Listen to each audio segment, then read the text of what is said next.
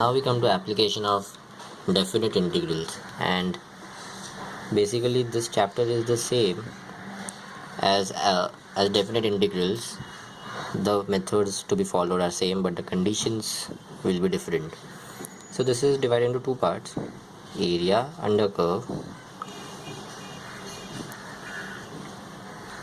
and volume of rotation.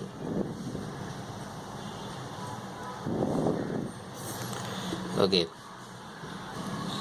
so now as I said, it is almost similar to definite integral.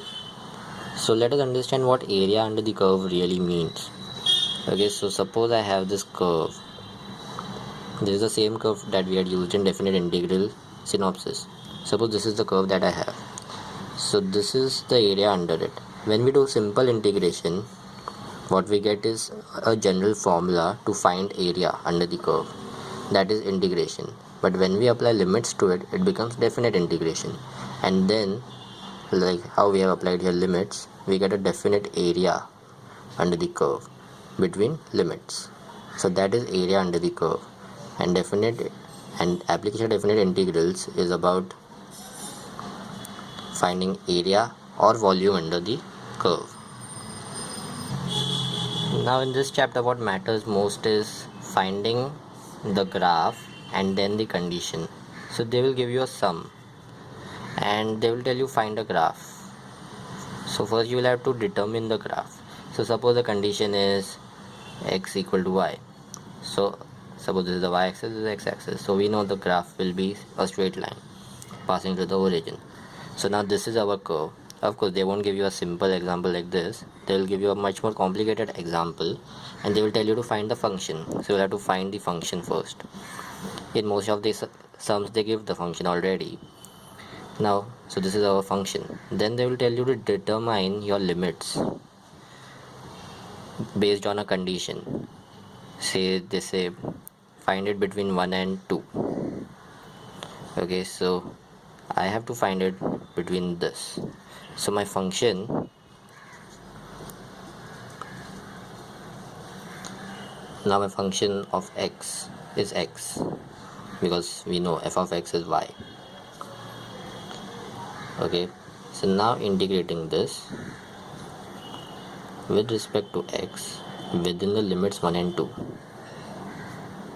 is equal to x square by 2. So now this is the general formula for finding area, and the limits in the sum is 1 to 2. Okay, let's substitute. So first 4 by 2 minus 1 by 2, 3 by 2 square units. Be sure that you check the units again in the sum, and this will be the area under the curve f of x equal to x. Okay, so let us now look into volume of revolution. So here is the given data. You need this data and they will of course provide you this data for every sum of volume of revolution. So let us interpret this data, and for that we will need graph. So just drawing both the axes first. Okay, so the first curve is y equal to ax square. We know that it is a parabolic curve. So this is y is equal to ax square. Then y equal to c, where c is some constant. So let us say c is here. So this is the line that we get. So that is y is equal to c. Now what they are saying us is solid bound by the curves, which means the area enclosed under the curve is a solid. So this is the area. Okay, now the next data is this area is revolving about x equal to minus 2. Let's say this is x equal to minus 2 axis. So now you can imagine if this revolves around x equal to minus 2, then it will form a 3D shape or structure. So if we look from top view, what we'll see is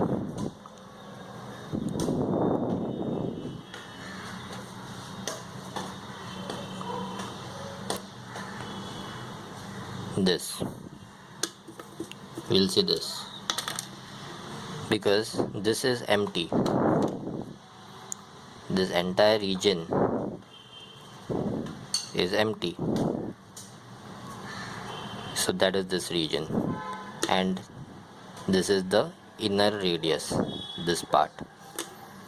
The bigger part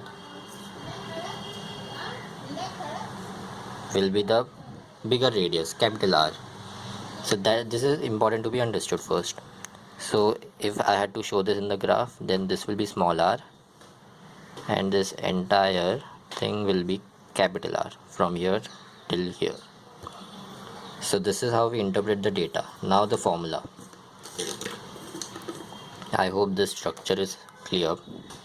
So the formula is V equal to pi times integral of bigger radius or outer radius square minus inner radius square with respect to dy, because it is rotating about the y-axis, so it will be dy.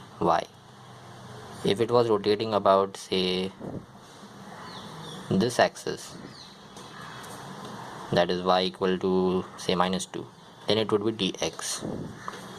So if it is x equal to some constant, then it is dy.